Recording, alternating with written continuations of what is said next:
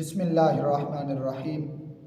کتاب الایمان کی آج ہم دوسری حدیث پڑھنے جا رہے ہیں، جس کے راوی حضرت عبداللہ بن عمر رضی اللہ تعالی عنہ ہیں۔ حدیث کے الفاظ: عن ابن عمر قال قال رسول اللہ صلی اللہ علیہ وسلم بنی الاسلام علی خمس شہادتی اللہ الہ الا اللہ وان محمدا عبدہ ورسولہ واقام الصلاۃ وایتاء الزکوٰۃ والحج وصوم رمضان۔ حضرت عبداللہ بن عمر رضی اللہ تعالی عنہ روایت کرتے ہیں، آپ فرماتے ہیں کہ حضور علیہ السلام نے ارشاد فرمایا کہ اسلام کی بنیاد 5 چیزوں پر رکھی گئی ہے۔ پہلی چیز یہ کہ اللہ رب العزت کے سوا کوئی عبادت کے لائق نہیں اور محمد صلی اللہ علیہ وسلم اللہ رب العزت کے بندے اور رسول ہیں۔ دوسری چیز نماز کو قائم کرنا ہے، اور تیسری چیز زکوٰۃ ادا کرنا ہے۔